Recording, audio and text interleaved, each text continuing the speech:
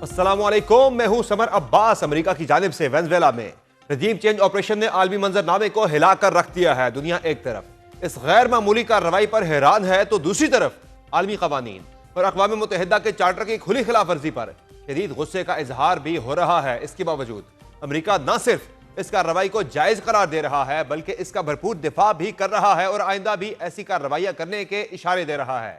Venezuela کے اندر صورتحال بظاہر قابو میں دکھائی دیتی ہے، تاہم ملک میں غیر یقینی اور بے چینی کی فضا برقرار ہے اور تازہ ترین اطلاعات کے مطابق امریکی حملے کے باعث 40 افراد کی ہلاکت کی تصدیق ہوئی ہے۔ معزول صدر نکولس مادورو اور ان کی اہلیہ کی گرفتاری کے بعد وینزویلا کی عدالت عظمیٰ نے فوری طور پر نائب صدر ڈیلسی روڈریگز کو عارضی طور پر صدارت سنبھالنے کا حکم دے دیا۔ وینزویلا کی سپریم کورٹ نے رات گئے حکم نامہ جاری کیا جس میں کہا گیا ہے کہ ڈیلسی روڈریگز انتظامی تسلسل اور ملک کے ہمہ جہت دفاع کی ضمانت کے لیے قائم مقام کی حیثیت سے صدارتی دفتر سے وابستہ تمام اختیارات، فرائض اور ذمہ داریاں سنبھالیں گی۔ عدالت نے واضح کیا کہ یہ فیصلہ ریاستی امور میں تسلسل اور قومی دفاع کو یقینی بنانے کے لیے کیا گیا ہے۔ عدالت عظمیٰ کے ججوں نے نکولس مادورو کو مستقل طور پر عہدے سے غیر حاضر قرار دینے سے گریز کیا کیونکہ ایسی صورت میں آئین کے مطابق 30 دن کے اندر نئے انتخابات کرانا لازمی ہو جاتا۔ یہ تمام پیش رفت ایک ایسے وقت میں سامنے آئی جب امریکی افواج نے دارالحکومت کراکس میں کارروائی کرتے ہوئے صدر نکولس مادورو کو گرفتار کیا اور انہیں امریکہ منتقل کر دیا۔ امریکی صدر ڈونلڈ ٹرمپ نے اعلان کیا کہ جب تک اقتدار کی محفوظ منتقلی ممکن نہیں ہو جاتی امریکہ وینزویلا کو چلائے گا اور امریکی تیل کمپنیاں وینزویلا جائیں گی۔ دلچسپ بات یہ ہے کہ صدر ٹرمپ نے وینزویلا کی مغرب نواز نوبیل انعام یافتہ اپوزیشن لیڈر ماریا کورینا، جنہوں نے امریکہ اور اسرائیل کو اپنے ہی ملک پر فوجی کارروائی کی دعوت دی تھی، ان کی مقبولیت اور اندرونی حمایت پر بھی سوالات اٹھائے اور کہا کہ ان کے لیے ملک کی قیادت کرنا مشکل ہو سکتا ہے۔ وینزویلا کی حکومت پہلے ہی یہ موقف اختیار کر چکی ہے کہ امریکہ کا حملہ صرف اور صرف تیل اور معدنی وسائل پر قبضے کے لیے کیا گیا اور صدر ٹرمپ کے بیانات نے بالواسطہ طور پر اس الزام کی تصدیق بھی کر دی۔ قائم مقام صدر ڈیلسی روڈریگز نے قوم سے خطاب میں صدر ٹرمپ کے اس دعوے کو مسترد کر دیا کہ امریکہ وینزویلا کو چلائے گا۔ انہوں نے واضح کیا کہ وینزویلا کسی بھی ملک کی کالونی نہیں بنے گا۔ نکولس مادورو کو اغوا کیا گیا ہے اور وہی وینزویلا کے اصل صدر ہیں۔ ڈیلسی روڈریگز نے عوام سے صبر اور اتحاد کی اپیل کرتے ہوئے کہا کہ امریکی فوجی کارروائی کے بعد وینزویلا اپنے دفاع اور قدرتی وسائل کے تحفظ کے لیے مکمل طور پر تیار ہے۔ انہوں نے کہا کہ حکومت کی جانب سے مزید رد عمل آئندہ چند گھنٹوں میں سامنے آئے گا۔ ملک میں واضح حکومتی نظام موجود ہے اور وینزویلا باوقار اور قانونی مکالمے کے لیے تیار ہے۔ واضح رہے کہ امریکی وقت کے مطابق ہفتے کی صبح 4:21 پر صدر ڈونلڈ ٹرمپ نے ٹروتھ سوشل پر اعلان کیا کہ امریکہ نے ایک جرأتمندانہ مشن کے ذریعے وینزویلا کے صدر نکولس مادورو اور ان کی اہلیہ کو گرفتار کر لیا ہے۔ اس اعلان کے تقریباً 7 گھنٹے بعد صدر ٹرمپ نے نکولس مادورو کی ایک تصویر بھی شیئر کی جس میں ان کی آنکھوں پر پٹی اور ہاتھوں میں پانی کی بوتل تھی جبکہ وہ ٹریک سوٹ پہنے ہوئے تھے۔ USS آئیو جیما وہ جنگی جہاز ہے جس کے ذریعے نکولس مادورو کو امریکہ منتقل کیا گیا جہاں وہ منشیات اور اسلحے سے متعلق الزامات کا سامنا کریں گے۔ مادورو اور ان کی اہلیہ کو نیو یارک میں جج کے سامنے پیش کیا جائے گا، تاہم تاریخ کا تعین نہیں کیا گیا۔ ان پر منشیات کے ذریعے دہشت گردی، امریکہ میں کوکین اسمگل کرنے اور غیر قانونی ہتھیار رکھنے کے الزامات عائد کیے گئے ہیں۔ اگر نکولس مادورو کی ڈرامائی گرفتاری کی تفصیلات دیکھی جائیں تو امریکی نشریاتی ادارے CNN کے مطابق امریکی فوجیوں نے صدر مادورو اور ان کی اہلیہ کو بستر سے کھینچ کر کمرے سے نکالا اور تحویل میں لیا۔ امریکی اسپیشل فورسز اور FBI ایجنٹس نے مادورو کے سیف ہاؤس پر دھاوا بولا اور چند سیکنڈ میں سٹیل کے دروازے توڑ دیے۔ رائٹرز کے مطابق مادورو نے اس دوران سیف روم میں جانے کی کوشش کی مگر وہ ناکام رہے۔ AFP کے مطابق انہیں کراکس میں حراست میں لینے کے بعد ہفتے کی شام امریکہ کے ایک فوجی اڈے پر منتقل کیا گیا جہاں سے انہیں نیو یارک کے جیل لے جایا گیا۔ نیو یارک میں امریکی حکومت کے طیارے سے اترتے ہی FBI ایجنٹس نے مادورو کو گھیر لیا اور انہیں رن وے پر آہستگی سے آگے لے جایا گیا۔ بعد ازاں انہیں ہیلی کاپٹر کے ذریعے مینہٹن منتقل کیا گیا جہاں بڑی تعداد میں قانون نافذ کرنے والے اہلکار موجود تھے۔ امریکی میڈیا کے مطابق 63 سالہ رہنما کو پہلے US ڈرگ انفورسمنٹ ایڈمنسٹریشن کے دفاتر اور پھر بروکلن میں واقع میٹروپولیٹن حراستی مرکز لے جایا گیا۔ خبر رساں ادارے رائٹرز اور CBS کے مطابق یہ کارروائی کئی ماہ کی منصوبہ بندی کا نتیجہ تھی۔ امریکی فوج کی ایلیٹ ڈیلٹا فورس نے صدر مادورو کے سیف ہاؤس کی نقل تیار کر کے بار بار اس میں داخل ہونے اور واپس نکلنے کی مشق کی تھی۔ CIA نے بھی زمینی ٹیموں اور مادورو کے قریبی ذرائع کے ذریعے ان کی سرگرمیوں اور رہائش کی نگرانی کی۔ CBS کے مطابق وینزویلا کی حکومت کے اندر موجود ایک CIA مخبر نے ڈیلٹا فورس کو مادورو کے مقام اور پتے کے بارے میں اہم معلومات فراہم کی۔ یہ مخبر ایک وسیع انٹیلیجنس نیٹ ورک کا حصہ تھا جس میں فضائی اور سگنلز انٹیلیجنس بھی شامل تھیں۔ یہ کارروائی CIA اور امریکی محکمہ دفاع کے درمیان قریبی تعاون اور کئی ماہ کی باریک بینی سے کی گئی منصوبہ بندی کا نتیجہ تھی۔ یہ واضح نہیں ہو سکا کہ اس مخبر کو کب بھرتی کیا گیا۔ امریکی حکومت نے مادورو کو پکڑنے میں مدد دینے والی معلومات پر $50 ملین انعام کی پیشکش کر رکھی تھی۔ روئٹرز کے مطابق کارروائی سے قبل پینٹاگون نے کیریبین میں بڑے پیمانے پر فوجی تعیناتی کی، جس میں ایک طیارہ بردار جہاز، 11 جنگی جہاز اور درجنوں F-35 طیارے اور 15,000 سے زائد فوجی شامل تھے۔ کارروائی کے آغاز میں امریکی طیاروں نے کاراکس اور اس کے قریب فضائی دفاعی نظام اور ممکنہ اہداف پر حملے کیے۔ صدر ٹرمپ کے مطابق انہوں نے 4 دن پہلے اس آپریشن کی منظوری دی تھی، لیکن فوجی حکام نے بہتر موسم کا انتظار کرنے کا مشورہ دیا۔ صدر ٹرمپ نے فاکس نیوز کو بتایا کہ موسم صاف ہوتے ہی کارروائی کا فیصلہ کیا گیا۔ امریکی حملے کے بعد وینزویلا کے فوجی اڈوں پر تباہ شدہ گاڑیوں اور تنصیبات کی تصاویر سامنے آئیں، جن میں کئی فوجی گاڑیاں خاکستر دکھائی دیتی ہیں۔ اس کارروائی پر عالمی سطح پر شدید رد عمل سامنے آ رہا ہے۔ اقوام متحدہ کی سلامتی کونسل پیر کے روز ہنگامی اجلاس منعقد کرے گی، جس میں وینزویلا میں امریکی فوجی کارروائی اور اس سے پیدا ہونے والے ممکنہ عالمی خطرات پر غور کیا جائے گا۔ یہ اجلاس کولمبیا کی درخواست پر بلایا گیا، جس کی چین اور روس نے حمایت کی، جبکہ وینزویلا نے بھی باضابطہ طور پر سلامتی کونسل سے رجوع کیا ہے۔ امریکہ کا کہنا ہے کہ یہ کارروائی سیکیورٹی اور جرائم کے خلاف تھی، تاہم متعدد ممالک کے مطابق کسی ریاستی سربراہ کو طاقت کے ذریعے ہٹانا اقوام متحدہ کے چارٹر کے منافی ہے۔ سفارتی حلقوں کے مطابق سلامتی کونسل کے اجلاس میں سخت اختلافات متوقع ہیں اور کسی متفقہ قرارداد کا امکان کم ہے۔ اقوام متحدہ کے سیکرٹری جنرل انٹونیو گوترس کے ترجمان نے امریکہ کی وینزویلا پر کی جانے والی فوجی کارروائی پر انتہائی تشویش کا اظہار کیا ہے اور کہا ہے کہ اس عمل کے خطے پر تشویشناک اثرات مرتب ہو سکتے ہیں۔ بیان میں کہا گیا ہے کہ وینزویلا کی صورتحال سے قطع نظر یہ پیش رفت ایک خطرناک مثال قائم کر سکتی ہے۔ بیان کے مطابق سیکرٹری جنرل انٹونیو گوترس مسلسل اس بات پر زور دیتے ہیں کہ اقوام متحدہ کے چارٹر سمیت بین الاقوامی قانون کا مکمل احترام تمام ممالک کی جانب سے ہونا چاہیے۔ انہیں گہری تشویش ہے کہ بین الاقوامی قانون کے اصولوں کا احترام نہیں کیا گیا۔ امریکہ جہاں اس کارروائی کو جائز قرار دے رہا ہے، وہیں مستقبل میں مزید اقدامات کا عندیہ بھی دیا جا رہا ہے۔ صدر ٹرمپ نے لاطینی امریکہ کے کئی ممالک کو نشانے پر رکھ لیا ہے۔ رپورٹس کے مطابق وینزویلا کے بعد خطے کے دیگر ممالک میں بھی کارروائیوں کے خدشات بڑھ گئے ہیں۔ اسی تناظر میں کولمبیا کے صدر گستاوو پیٹرو کو صدر ٹرمپ کی جانب سے سخت انتباہ ملا۔ ٹرمپ نے کہا کہ کولمبیا سے منشیات امریکہ پہنچ رہی ہیں۔ جواب میں گستاوو پیٹرو نے وینزویلا میں امریکی کارروائی کو لاطینی امریکہ کی خود مختاری پر حملہ قرار دیا اور کہا کہ ایسے اقدامات انسانی بحران کو جنم دے سکتے ہیں۔ امریکی وزیر خارجہ مارکو روبیو نے اشارہ دیا کہ کیوبا بھی مستقبل میں ٹرمپ انتظامیہ کی توجہ کا مرکز بن سکتا ہے۔ امریکہ اور کیوبا کے تعلقات ماضی میں بھی شدید کشیدگی اور مداخلتوں سے بھرے رہے ہیں، جن میں 1961 کا بے آف پگز حملہ شامل ہے۔ صدر ٹرمپ نے میکسیکو کے بارے میں بھی سخت لہجہ اختیار کرتے ہوئے کہا کہ اگرچہ میکسیکو کی صدر ایک اچھی خاتون ہے، مگر ملک پر منشیات کارٹلز کا اثر و رسوخ ہے۔ ٹرمپ اس سے پہلے ایران میں بھی مداخلت کے اشارے دے چکے ہیں۔ امریکہ کی وینزویلا اور ممکنہ طور پر مزید ممالک میں کارروائی سے متعلق عالمی ادارے بھی خبردار کر رہے ہیں اور صدر ٹرمپ کو مزید کسی جارحیت سے باز رہنے کا مشورہ دے رہے ہیں۔ امریکی جریدے ٹائمز کی تجزیاتی رپورٹ کے مطابق ڈونلڈ ٹرمپ کی وینزویلا کے صدر نکولس مادورو کو ہٹانے کی کوشش سے لگتا ہے امریکہ مشرق وسطیٰ کا سبق بھول گیا ہے۔ طاقت سے حکومتیں بدلنا زیادہ مسائل کا سبب بنتا ہے۔ ٹائمز کی تجزیاتی رپورٹ میں کہا گیا ہے کہ صدر ڈونلڈ ٹرمپ کی وینزویلا کے صدر نکولس مادورو کو ہٹانے کی کوشش اس بات کا ثبوت ہے کہ امریکہ نے مڈل ایسٹ میں گزشتہ 25 سال کی ناکام مداخلتوں سے کوئی سبق نہیں سیکھا۔ تجزیہ کار کہتے ہیں کہ اگرچہ مادورو غیر مقبول ہیں اور وینزویلا کی فوج نسبتاً کمزور ہے، لیکن اس کی حکومت کو زبردستی ختم کرنے سے ملک میں انتشار پیدا ہو سکتا ہے اور امریکی سرزمین کے قریب مسائل جنم لے سکتے ہیں، جیسے مہاجرین، منشیات کی اسمگلنگ اور سیاسی عدم استحکام۔ اس کارروائی کے بعد امریکہ کو عالمی سفارتکاری کے شدید چیلنجز کا سامنا ہے اور عوامی رد عمل بھی بڑھ رہا ہے۔ خاص طور پر خود امریکہ کے اندر صدر ٹرمپ کے خلاف آوازیں تیز ہو رہی ہیں۔ امریکہ سمیت دنیا بھر میں وینزویلا پر حملے کے خلاف مظاہرے کیے گئے۔ واشنگٹن، شکاگو اور دیگر شہروں میں ٹرمپ کے خلاف نعرے لگے اور ان کی گرفتاری کا مطالبہ کیا گیا۔ نیو یارک کے ٹائمز اسکوائر میں ریلی نکالی گئی۔ پیرس میں بائیں بازو کے مظاہرین نے وینزویلا کے جھنڈے لہرائے، جبکہ یونان، اٹلی، ارجنٹائن اور کولمبیا میں بھی احتجاج ہوا۔ نیو یارک کے میئر زوران ممدانی اور امریکی سینیٹر برنی سینڈرز نے بھی صدر ٹرمپ پر شدید تنقید کی۔ ایک طرف امریکہ اس کارروائی کو قانون نافذ کرنے اور سیکیورٹی کا معاملہ قرار دے رہا ہے، جبکہ دوسری طرف وینزویلا اور کئی ممالک اسے کھلی جارحیت اور بین الاقوامی قانون کی سنگین خلاف ورزی سمجھتے ہیں۔ صورتحال نے نہ صرف وینزویلا بلکہ پورے لاطینی امریکہ اور عالمی نظام کے لیے خطرناک سوال کھڑا کر دیا ہے کہ کیا طاقت کے زور پر حکومتیں بدلی جا سکتی ہیں، اور اگر ایسا ہوا تو اس کے نتائج کہاں تک جائیں گے۔ بالخصوص موجودہ صورتحال میں اقوام متحدہ کی افادیت پر بھی سوال اٹھایا جا رہا ہے۔ ایسی تمام صورتحال پر مزید بات کرنے میں جوائن کیا ہے اقوام متحدہ میں پاکستان کے سابق مستقل مندوب اور امریکہ میں پاکستان کے سابق سفیر مسعود خان صاحب نے۔ بہت شکریہ خان صاحب، آپ نے پروگرام میں جوائن کیا۔ یہ بتائے گا کہ کیا سمجھتے ہیں آپ، پہلے تو اس سارے تناظر میں جو وینزویلا میں ہوا، وہاں کے صدر کو ہی امریکہ نے ایک آپریشن کے بعد وہاں سے اٹھا لیا، امریکہ لے گئے، وہاں ان کے خلاف جو ہے وہ عدالتی کارروائی ہوگی۔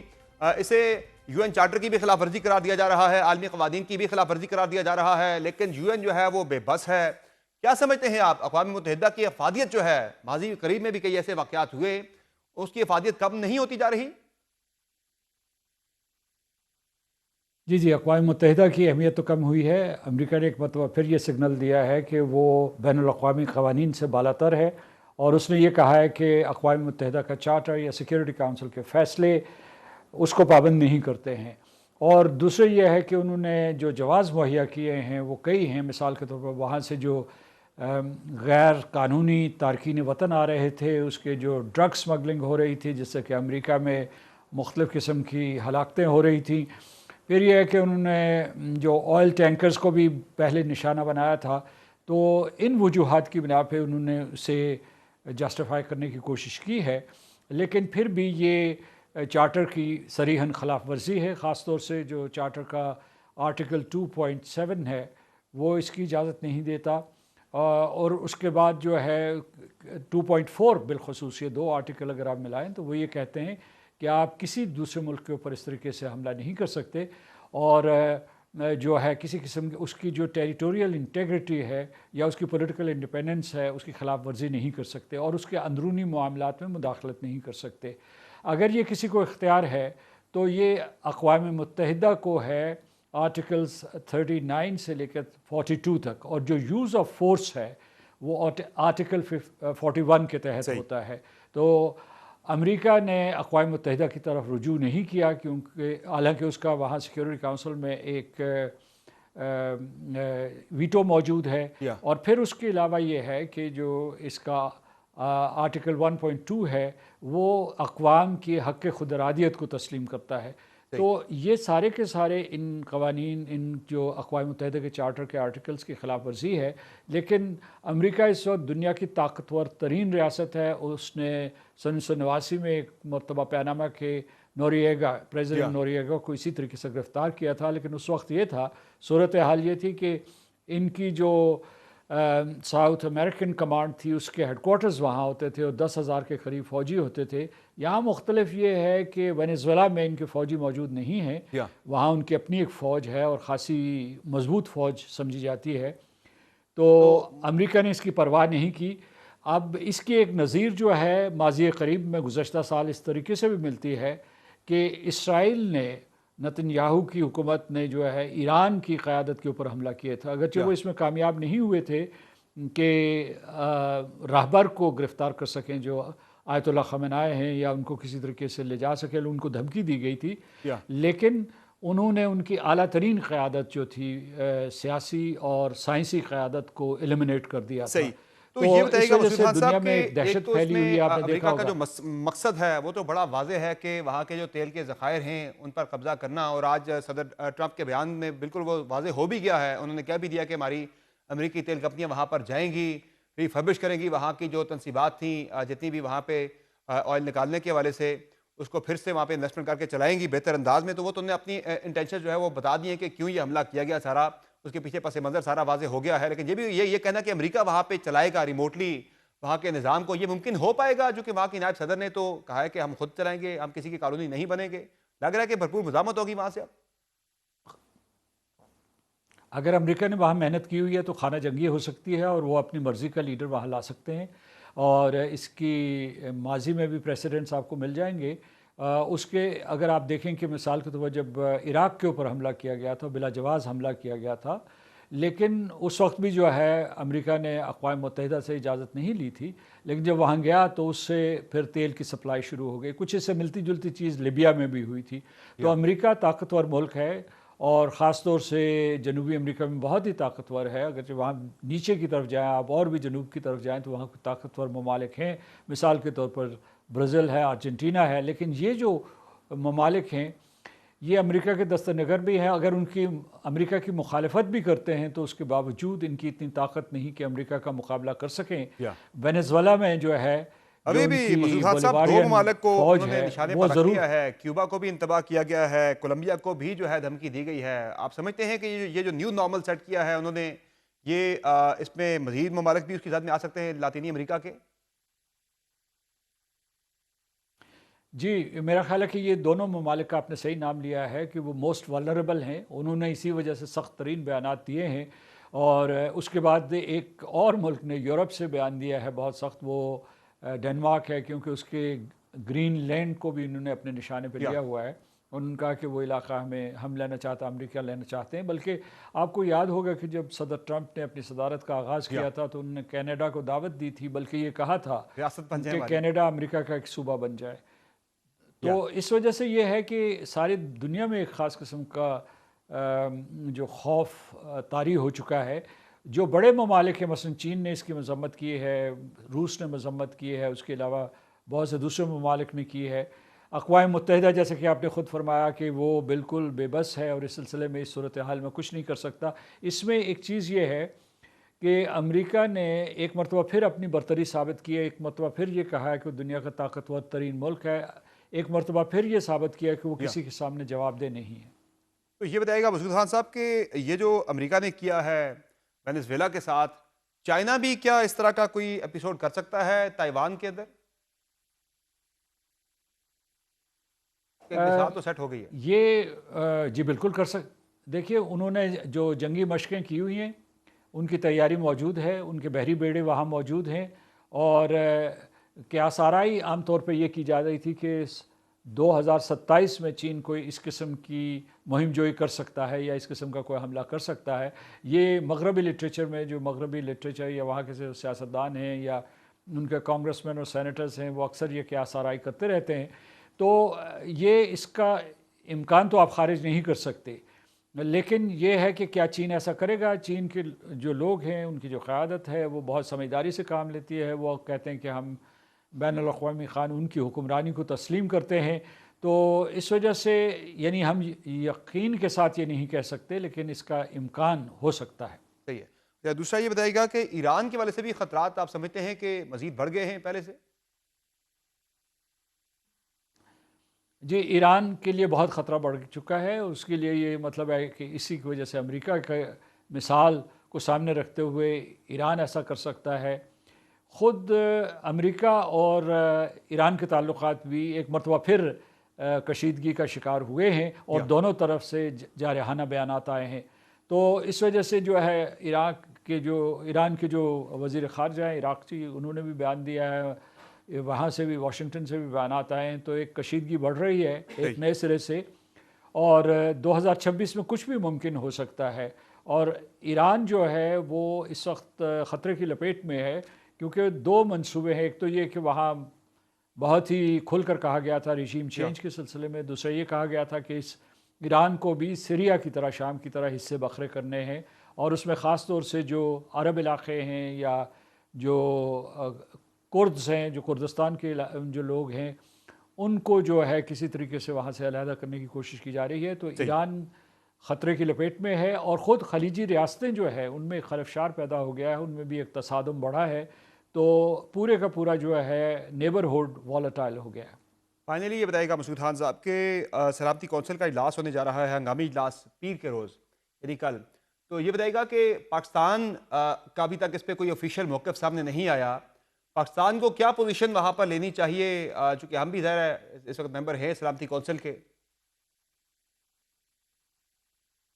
دیکھیے جو ہے پاکستان ایک پریڈیکمنٹ میں ہے. ایک مرتبہ غیر معمولی طور پر پاکستان اور امریکہ کے گزشتہ برس بہت اچھے تعلقات قائم ہوئے ہیں.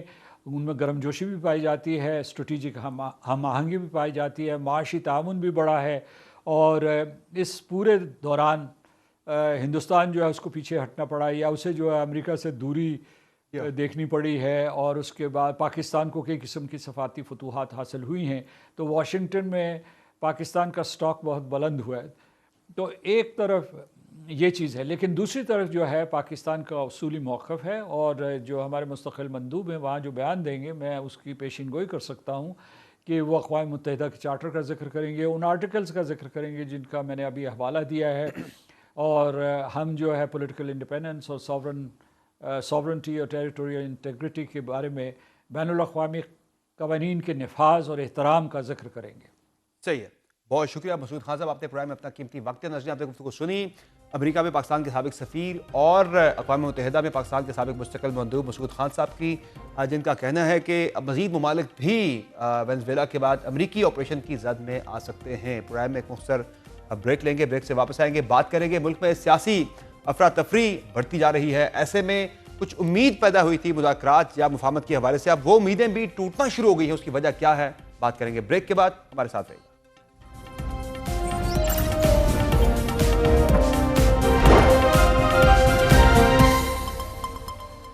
ویلکم بیک ناظرین، حکومت اور پاکستان تحریک انصاف کے درمیان مذاکرات کے حوالے سے آج ایک اور اہم پیش رفت سامنے آئی ہے۔ کل سہیل افریدی نے کہا تھا کہ وہ مذاکرات کے لیے، بات چیت کے لیے جو ہے وہ انٹرسٹڈ ہیں، لیکن آج پاکستان تحریک انصاف اور جو اپوزیشن کا اتحاد ہے تحریک تحفظ آئین پاکستان، اس نے جو ایک نیشنل ڈائیلاگ کمیٹی کی جانب سے 7 تاریخ کو قومی کانفرنس ہونے جا رہی ہے، اس میں شرکت سے انکار کر دیا ہے۔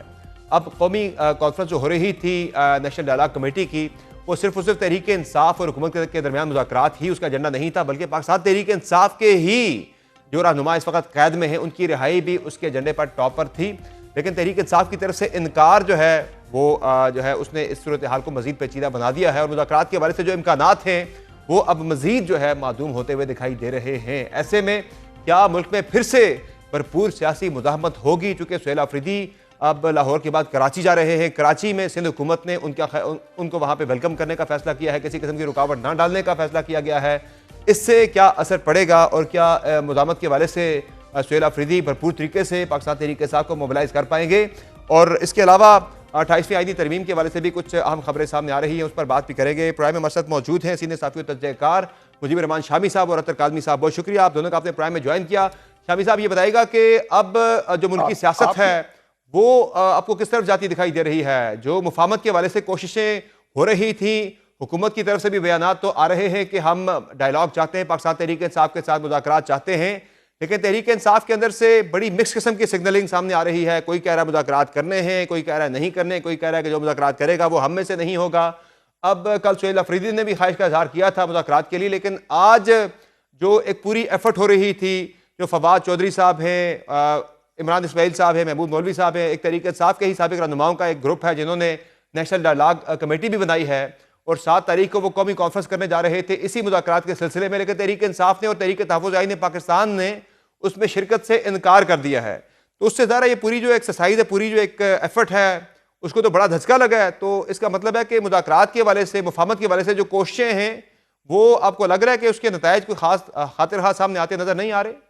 دیکھیں، وہ جو نیشنل ڈائیلاگ کمیٹی ہے اس کو تو نہ تو پی ٹی آئی نے ریکگنائز کیا تھا اور نہ ہی تحریک تحفظ آئین پاکستان نے ریکگنائز کیا تھا۔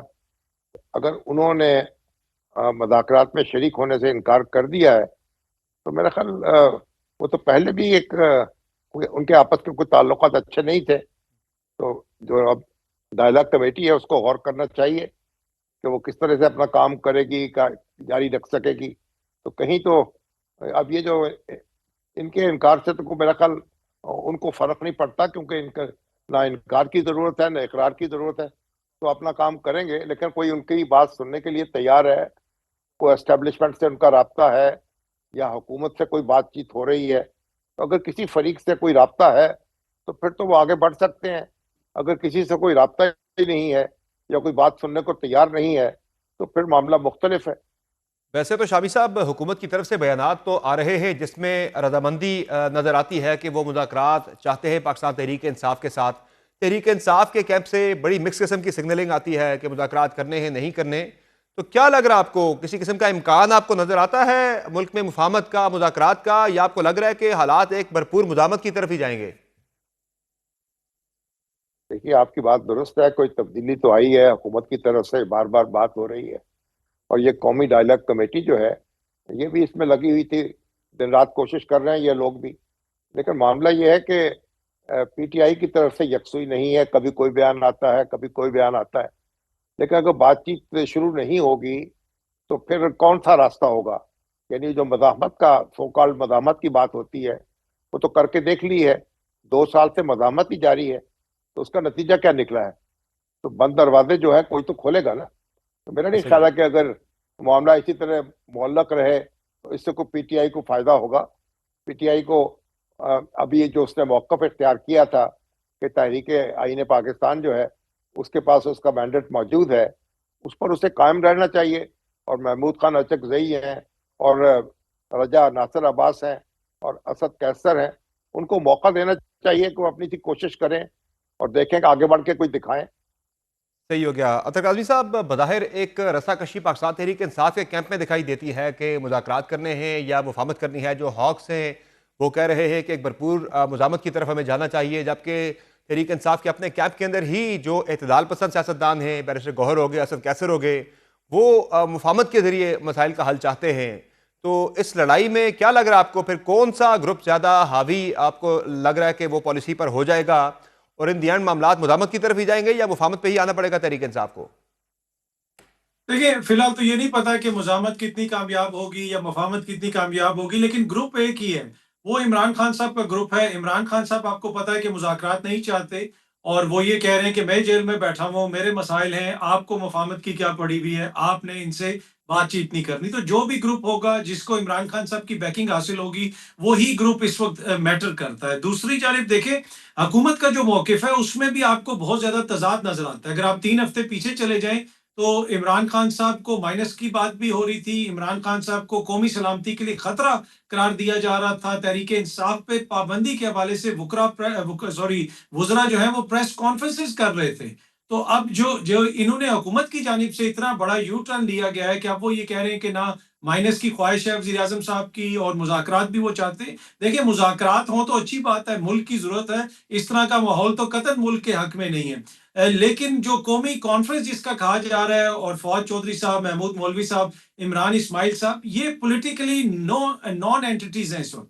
یہ بڑے قابل احترام ہیں، ہو سکتا ہے ان کی نیت بھی بڑی اچھی ہو، لیکن یہ کوئی ان کی پولیٹیکل سٹینڈنگ نہیں ہے اس وقت. نہ ان کو حکومت اون کرتی ہے، نہ ان کو اپوزیشن اون کرتی ہے. تو میرا نہیں خیال کہ ان کی جانب سے کچھ انیشیٹ ہوا پروسیس کسی اپنے انجام تک پہنچے گا جب تک حکومت اور تحریک انصاف جو ہیں وہ نہیں ٹیبل پہ بیٹھیں گے. مجھے یہ بیچ میں جو پارٹیاں ہیں ان کے ہاتھوں کچھ حل ہوتا ہوا نظر نہیں آ رہا. کل فواد چودھری صاحب تھے ہمارے پروگرام میں، اطہر کاظمی صاحب، وہ تو یہ کہہ رہے تھے کہ ہماری کوشش ہوگی کہ ہماری خان صاحب سے ملاقات ہو جائے. پہلے اگر حکومت کچھ سی بی ایمز کرے، پھر ہم خان صاحب کے پاس اگر جائیں تو خان صاحب کو ہم 2 قدم پیچھے ہٹنے پہ مجبور کر سکتے ہیں، ہم انہیں کنونس کر سکتے ہیں کہ وہ 2 قدم پیچھے ہٹیں، سیاسی تناؤ کو کم کریں، درجہ حرارت نیچے لے کر آئیں، اور اس پہ وہ راضی ہو بھی سکتے ہیں. نہیں، میرا نہیں خیال کہ فواد چودھری کو تو ویسے خان صاحب پسند کرتے ہیں، لیکن عمران اسماعیل نے اور محمود مولوی نے جیسے جماعت چھوڑی تھی اور جس طرح جا کے وہ استحکام پاکستان میں شامل ہو گئے تھے، ابھی یہ کس منہ سے جائیں گے غالب؟ مسئلہ یہ ہے کہ کس منہ سے جاؤ گے تم لوگ جیل. تو اس کی جگہ اگر شاہ صاحب جائیں، یاسمین راشد صاحبہ جائیں، عمر چیمہ صاحب جائیں، اس میاں آپ کے محمود رشید صاحب جائیں، اعجاز چودھری صاحب جائیں، تو وہ ایک الگ بات ہے. لیکن ان کے جانے سے تو مجھے یہ لگتا ہے کہ خان صاحب جو ان کو کہیں گے وہ باہر آ کے یہ شاید بتا بھی نہ سکیں کہ انہوں نے ہمیں کیا کہا ہے. کیونکہ لاہور والا گروپ تو جو ہے شامی صاحب، جو اس وقت پاکستان تحریک انصاف کے لوگ کوٹ لکھپت جیل میں قید میں ہیں، وہ تو مفاہمت چاہتے ہیں. ان کی طرف سے جو پیغامات بھی باہر آئے ہیں وہ بھی چاہتے ہیں کہ ملک میں مفاہمت ہو، ڈائلاگ ہو، اس کے ذریعے مسائل کو حل کیا جائے. تو ان کے بارے میں بھی تو تجویز یہی ہے، یہ جو نیشنل ڈائلاگ کمیٹی ہے، کہ پہلے ان کو رہا کیا جائے، پھر وہ لوگ بھی جائیں، یہ بھی جائیں، خان صاحب سے جا کے ملیں، ان سے بات کریں اور کوئی راستہ نکالا جائے، مزید لڑائی سے بچا جائے، مزید تناؤ سے بچا جائے، اور کوئی ایک درمیان کا مفاہمتی راستہ نکالا جائے. یہ آپ سمجھتے ہیں کہ یہ ایک بہتر تجویز ہو سکتی تھی، اس پہ عمل درآمد اگر ہوتا؟ دیکھیے، کوشش ہے اور انہوں نے کوشش کرنے کا اعلان کیا تھا. اب بنیادی فیصلہ تو پھر عمران خان صاحب کو کرنا ہے نا. یا اگر اگر وہ کسی مسئلے پہ اس کی اہمیت نہیں سمجھتے یا بات چیت پہ آمادہ نہیں ہوتے تو پھر آپ ان کو مجبور تو نہیں کر سکتے. یا لیکن ابھی تک انہوں نے یہ تو کہا ہے کہ تحریک انصاف جو ہے مذاکرات نہیں کرے گی، لیکن یہ نہیں کہا کہ تحریک آئین پاکستان بھی مذاکرات نہیں کرے یا گی. تو وہ ان کے لیے تو وہ کہہ رہے ہیں کہ وہ بات چیت کریں، اور تحریک انصاف کیونکہ ان کا حصہ ہے تو اس لیے بالواسطہ طور پہ وہ بھی شریک ہو جائے گی مذاکرات میں.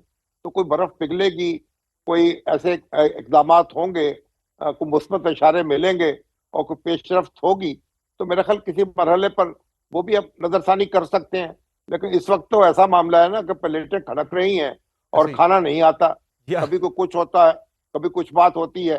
تو تھوڑی سی اگر پیش رفت کوئی فریق کر لے، یا حکومت کی طرف سے ہو جائے یا تحریک آئین پاکستان کی طرف سے ہو جائے، لیکن تو پھر شامی صاحب، آپ کو حکومتی کیمپ میں بھی وہ دلچسپی، وہ سیریسنس نظر آتی ہے مذاکرات کے حوالے سے، یا جسٹ وہ ایک سیاسی بیان دے دیتے ہیں کہ ٹھیک ہے جی بات چیت ہونی چاہیے، دعوت دے دیتے ہیں؟ اکثر جو ہے وہ ٹی وی شوز کے اوپر یہ اس طرح کا کوئی جو ہے وہ بیان سامنے آتا ہے مذاکرات یا مفاہمت کے حوالے سے. تو رانا ثناء اللہ صاحب نے بھی جو تجویز دی کہ 5 بڑوں کے بیٹھنے کی، وہ بھی آپ کو لگ رہا ہے کہ ایک سیریس ہو سکتی ہے ایک سوچ، یا وہ بھی ایک نان سٹارٹر ہے، یا حکومت بھی جو ہے اس معاملے کو نمٹا ہی رہی ہے؟ دیکھیں جو لوگوں کی بھاری تعداد ہے وہ یہ چاہتی ہے کہ بات چیت ہو اور ملک میں مہاجرائی ختم ہو اور کوئی آگے بڑھنے کا راستہ نکلے. اب اپنے جب لوگ یہ چاہ رہے ہوتے ہیں تو پھر حکومت جو ہے وہ بھی اپنے ذمہ نہیں لینا چاہتی کہ وہ مذاکرات سے انکاری ہے. اور ظاہر ہے کہ اپوزیشن کی بھی صورتحال پھر ایسی ہوتی ہے. تو حکومت ابھی جو بات کر رہی ہے تو لوگوں کے سامنے ایک اپنا اچھا امیج بنانے کے لیے بھی یہ بات کر رہی ہے. لیکن جہاں تک اس معاملے کا تعلق ہے، اس میں تو پھر کچھ نہ کچھ پیش رفت تو کرنی پڑے گی. اور ابھی جو رانا ثناء اللہ صاحب نے جو بات کی ہے، وہ بات اگرچہ یعنی ایک عملی طور پر کافی مشکل نظر آتی ہے، لیکن ظاہر ہے کہ وہ بھی ایک ذمہ دار شخص ہیں اور مشیر ہیں وزیر اعظم کے، اور ایک پرانے مسلم لیگی کارکن ہیں. ان کا بڑا ان پر اعتماد ہے، نواز شریف صاحب کا بھی، شہباز شریف صاحب کا بھی. تو اس لحاظ سے میں نہیں سمجھتا کہ ان کی بات کو ہم بالکل بغیر کوئی وزن دیے ہوا میں اڑا دیں. تو ان پہ کچھ نہ کچھ غور تو کرنا پڑے گا. کیونکہ اگر وہ ایک فریق مان کے ایک جیل میں بیٹھے ہوئے شخص کو یہ کہہ رہے ہیں کہ اس سے بھی بات چیت کرنی پڑے گی، تو یہ اس کو ایک مثبت اشارہ سمجھنا چاہیے، اور بجائے اس کے کو آپ اس کو بالکل یعنی اس سے نظر انداز کر دیں. تو اس کو تھوڑا سا اس کو تسلیم کر کے پھر کوئی بات آگے بڑھانی چاہیے. صحیح. اچھا اطہر قادری صاحب، یہ تو ہو گیا مفاہمت کا معاملہ. اب مزاحمت کی ذرا بات کر لیتے ہیں. مزاحمت کی تیاری بھی پاکستان تحریک انصاف کر رہی ہے. 8 فروری کو انہوں نے ایک کال دے رکھی ہے پہیہ جام کی، اور آہستہ آہستہ گریجولی جو ہے وہ ٹمپریچر بڑھانے کی تحریک انصاف کی جو حکمت عملی، آپ کو لگ رہا ہے کہ یہ کارگر ثابت ہو سکتی ہے؟ حکومت کو کسی بھی قسم کی جو ہے مفاہمت پر مجبور کر سکتی ہے؟ لاہور کے اندر جو کچھ ہوا اس کے بعد اب کراچی جا رہے ہیں سہیل افریدی صاحب. سندھ کی حکومت نے فیصلہ کیا کہ وہ ان کا خیر مقدم کریں گے، انہیں کسی قسم کی ان کے راستے میں رکاوٹ نہیں ڈالیں گے. تو فیصلہ تو یہ اچھا ہے سندھ حکومت کا، لیکن سیاسی طور پر اگر دیکھا جائے تو ظاہرہ اتحادی ہے پیپلز پارٹی اور نون لیگ. پنجاب میں روکا جاتا ہے، سندھ میں نہیں روکا جاتا. سندھ میں اگر وہ زیادہ بندے نکال لیتے ہیں تو اس سے کیا امپیکٹ آئے گا؟ دیکھیں، اصل ایشو یہ ہے کہ 3 سال گزر گئے. ان 3 سالوں کے دوران حکومت نے 26ویں آئینی ترمیم بھی کر لی، حکومت نے 27ویں آئینی ترمیم بھی کر لی. ملک کے اندر ایک نئی 28ویں اعلیٰ کی بھی عدالت بھی تیاری ہے. بن چکی ہے. جی، اور 28ویں کی تیاری ہے، اور ایک نئی عدالت بن گئی. عدالتی نظام بالکل تبدیل ہو گیا. لیکن 3 سال کے بعد آج بھی اگر حکومت اب یہ کہہ رہی ہے کہ عمران خان صاحب سے ہمیں بات کرنی پڑے گی، تو مسئلہ یہ ہے کہ نظام کے اوپر بوجھ ہے، کسی نہ کسی چیز کا بوجھ ہے، چاہے وہ سیاسی بوجھ ہے، سیاسی بیانیے کا نہ ہونے کا بوجھ ہے، معیشت کا بوجھ ہے. تو وہ بوجھ تو اب یقیناً بڑھتا جا رہا ہے، اور اسی وجہ سے بات چیت کے حوالے سے کہا جا رہا ہے. یہ کوئی عمران خان صاحب سے اچانک حکومت کو پیار نہیں ہو گیا، نہ ہی ان کے اندر کوئی جمہوریت جاگ گئی ہے. وہ دیکھیں، آپ یہ کہتے تھے کہ ان کا تو اس جمہوری نظام میں کوئی اسپیس ہی نہیں ہے، یہ تو کلٹ ہیں، اور یہ اس جمہوریت کے لیے جو ہے زہر قاتل ہیں. لیکن اب اچانک اگر یہ جمہوریت کی بات کر رہے ہیں اور ان سے بات چیت کی بات کر رہے ہیں، تو اس کا مطلب یہ ہے کہ نظام کے اوپر بوجھ ہے اور پولیٹیکلی نظام ڈیلیور نہیں کر سکا. اب اس میں اچکزئی صاحب کردار ادا کر سکتے ہیں، اور اس میں نواز شریف صاحب کردار ادا کر سکتے ہیں. اچکزئی صاحب سے ابھی بھی آپ بات کریں تو وہ نواز شریف صاحب کو بڑا ہائیلی ریگارڈ کرتے ہیں، اور وہ لیکن سمجھتے کیا ہیں. وجہ ہے اس کی اطہر قادری صاحب؟ اچکزئی صاحب کے حوالے سے بیانات ہم کافی ٹائم سے سن رہے ہیں، بڑا ٹائم ہو گیا اس معاملے کو. نون لیگ کے ساتھ بھی ان کے اچھے تعلقات ہیں، میاں نواز شریف کے ساتھ ان کے ذاتی طور پر بڑے اچھے تعلقات ہیں. خان صاحب انہیں مینڈیٹ کافی سال سے اوپر ہو گیا، خان صاحب نے انہیں مینڈیٹ دیا ہوا مذاکرات کر کے، تو وہ مذاکرات کر نہیں رہے، آگے بڑھ نہیں رہے. کیا وجہ ہے اس کی آپ کو لگ رہی ہے؟ دیکھیں اس میں دو وجہ، ایک تو کچھ کوارٹرز کے لیے اچکزئی صاحب قابل قبول نہیں ہے، ٹھیک ہے، اچکزئی صاحب کی ایک جب خان صاحب بھی قریب تھے اسٹیبلشمنٹ کے تو خان صاحب اچکزئی صاحب کو کیا کچھ کہتے تھے ہمیں یاد ہے اور پوری قوم کو یاد ہے. تو اسی طرح اچکزئی صاحب کا جو رپورٹ کارڈ وہاں پہ ہے اس میں کوئی بہت زیادہ مارکس اچھے نہیں ہیں. دوسری بات یہ ہے کہ پھر موجودہ جو حکومت ہے شاید وہ بھی نظام کو اپسیٹ نہیں کرنا چاہتی. اچکزئی صاحب کی بطور اپوزیشن لیڈر نامزدگی بھی نہیں ہو رہی ہے. آپ دیکھ لیں علامہ راجہ ناصر عباس صاحب کا نام بھی جو ہے وہ بھی ابھی تک اس تعطل کا شکار ہے. تو میرے خیال میں بنیادی وجہ یہ ہے کہ خان صاحب نے جو ان دونوں شخصیات کو نامزد کیا ہے وہ بھی مقصد یہی ہے کہ ایسے لوگوں کو نامزد کیا جائے جو بہت سارے لوگوں کے لیے نان سٹارٹر ہوں. تو انہوں نے پھر سہیل آفریدی کو بھی وہ سامنے لے کے آئے، وہ بھی سسٹم سے باہر کے ہیں. جو گنڈا پور صاحب تھے ان پہ سارے تنقید تو کرتے تھے لیکن وہ بات بھی کر لیتے تھے، وہ رابطے بھی رکھتے تھے. اب سہیل آفریدی صاحب کے تو کسی سے رابطے نہیں ہیں. تو مجھے یہ لگتا ہے کہ خان صاحب نے وہ ٹیم اتاری ہے کہ یہ مذاکرات والی ٹیم نہیں ہے. یہ جو ہے میرے خیال میں تھوڑا سا بس معاملے کو طول دینے کے لیے اور معاملے کو گرم رکھنے کے لیے سیاسی طور پہ یہ ٹیم بنائی گئی ہے. یہ ٹیم تبھی کامیاب ہوگی جب دوسری طرف سے جو بڑے سیاستدان ہیں جیسے میاں صاحب ہیں پاکستان کے اندر، زرداری صاحب ہیں، وہ یہ ان کو آن بورڈ لیں گے اور ان سے بات کریں گے.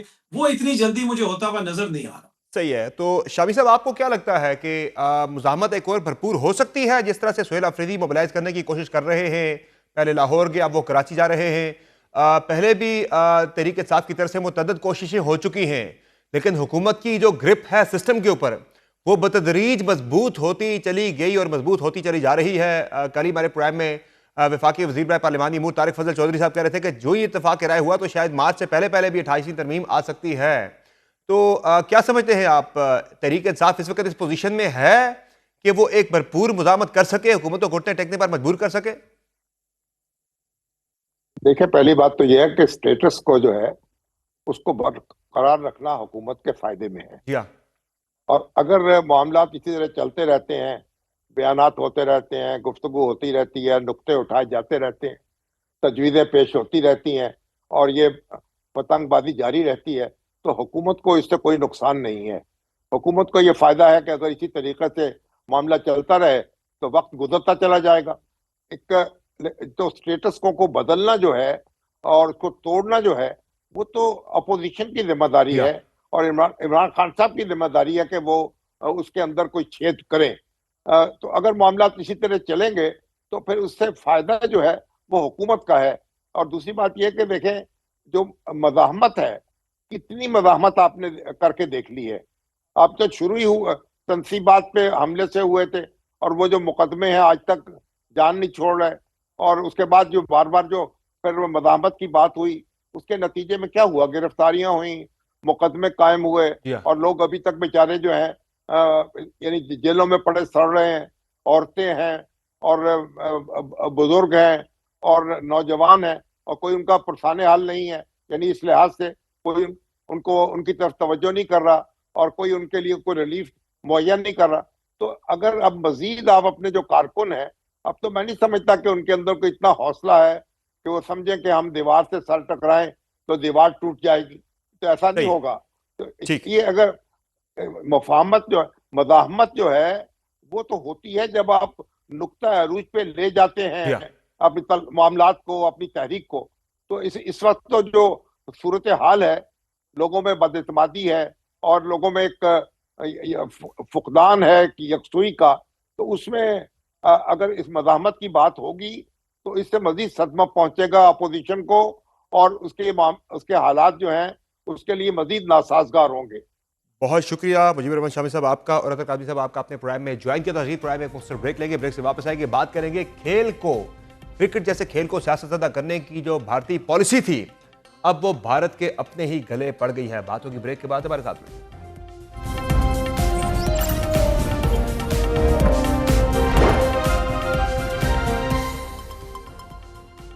Welcome back. بھارتی ہندو انتہا پسندی نے کرکٹ کو بھی لپیٹ میں لے لیا ہے جس کے باعث بھارتی سرزمین پر ہونے والا T20 ورلڈ کپ 2026 ایک بڑے تنازع کی لپیٹ میں آتا دکھائی دے رہا ہے. بنگلہ دیش نے بھارت میں ورلڈ کپ کھیلنے سے انکار کر دیا ہے اور بنگلہ دیش کرکٹ بورڈ نے واضح طور پر اعلان کیا ہے کہ موجودہ صورتحال میں بھارتی دورہ ممکن نہیں. BCB کے مطابق بھارت میں بنگلہ دیشی کھلاڑیوں کی سیکیورٹی کے حوالے سے سنگین خدشات پیدا ہو چکے ہیں اور اس لیے ٹیم کو بھارت نہ بھیجنے کا فیصلہ کیا گیا ہے۔ یہ فیصلہ بنگلہ دیش حکومت کی advice per board of directors نے کیا، جس کے بعد آئی سی سی سے باضابطہ درخواست کی گئی ہے کہ بنگلہ دیش کے ورلڈ کپ میچز بھارت کے بجائے کسی اور ملک میں منتقل کیے جائیں۔ بنگلہ دیش کے مشیر برائے کھیل ڈاکٹر آصف نظر الاسلام نے دو ٹوک موقف اختیار کرتے ہوئے کہا کہ بھارت جانے کا اب کوئی جواز باقی نہیں رہا، کیونکہ بھارتی حکام بنگلہ دیشی کھلاڑیوں کو مؤثر سیکیورٹی فراہم کرنے میں ناکام دکھائی دے رہے ہیں۔ بنگلہ دیشی حکام کا کہنا ہے کہ بھارتی ہندو انتہا پسندی نے کھیل کو بھی متاثر کرنا شروع کر دیا ہے، جس کی تازہ ترین مثال آئی پی ایل سے فاسٹ بولر مستفیض الرحمان کو نکالے جانے کا واقعہ ہے۔ اسی پس منظر میں دونوں کرکٹ بورڈز کے تعلقات میں بھی شدید کشیدگی پیدا ہو چکی ہے۔ واضح رہے کہ ٹی20 ورلڈ کپ میں بنگلہ دیش کا پہلا میچ 7 فروری کو ویسٹ انڈیز، دوسرا 9 فروری کو اٹلی، تیسرا 14 فروری کو انگلینڈ اور چوتھا 17 فروری کو نیپال کے خلاف شیڈول ہے، جس میں سے ابتدائی 3 میچز کولکتہ جبکہ چوتھا میچ ممبئی میں کھیلا جانا تھا۔ بنگلہ دیش کے اس فیصلے نے ایک بار پھر اس حقیقت کو اجاگر کر دیا ہے کہ بھارت میں کھیلوں کو سیاست سے الگ رکھنا اب ایک بڑا سوال بن چکا ہے۔ یاد رہے کہ اس سے پہلے بھارت نے چیمپئنز ٹرافی کے لیے پاکستان آنے سے انکار کیا تھا، جس کے بعد دونوں ممالک کے میچز نیوٹرل وینیو پر کرانے کا معاہدہ ہوا اور پاکستان اپنے world cup matches Sri Lanka میں کھیلنے پر آمادہ ہوا۔ اب سوال یہ ہے کہ کیا آئی سی سی بنگلہ دیش کے مطالبے کو تسلیم کرے گا یا ورلڈ کپ ایک نئے بحران کی طرف بڑھ رہا ہے؟ آج کے پروگرام میں اتنا ہی، اجازت دیجیے، اللہ حافظ۔